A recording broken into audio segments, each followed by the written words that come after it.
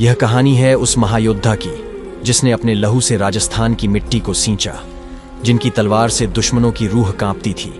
इतिहास जिनका नाम राणा सांगा के रूप में जानता है, जिनके तन पर 80 घाव थे लेकिन मन में कभी पराजय का भय नहीं था। मेवाड़ के वीर राजा राणा रायमल के 3 पुत्र थे, पृथ्वीराज, जयमल और संग्राम सिंह। सिंहासन के उत्तराधिकारी को लेकर संघर्ष जारी था। तभी उनके चाचा सारंग देव ने कहा, चित्तौड़ से थोड़ी दूर एक माताजी का मंदिर है, वहां की पुजारिन भविष्य बता सकती है। तीनों भाई वहां पहुंचे और पूछा, कौन होगा मेवाड़ का अगला राजा? पुजारिन की आंखें बंद थीं, जैसे कोई दिव्य दृष्टि देख रही हो।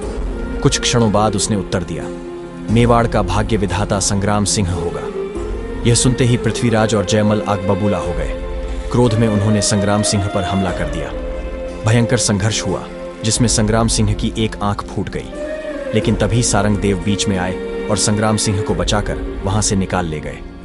संग्राम सिंह अजमेर चले गए और वहां करमचंद पंवार के संरक्षण में रहने लगे। कुछ ही समय बाद समाचार आया, पृथ्वीराज सोलंकियों से युद्ध में मारा गया और जयमल को विष देकर मार दिया गया।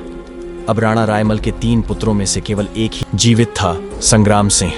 इसके बाद चित्तौड़ लौटकर उनका भव्य राज्याभिषेक हुआ और वे राणा सांगा बने। सन 1517 राणा सांगा और दिल्ली के सुल्तान इब्राहिम लोदी के बीच खातोली का युद्ध हुआ। यह सिर्फ युद्ध नहीं बल्कि एक महासंग्राम था।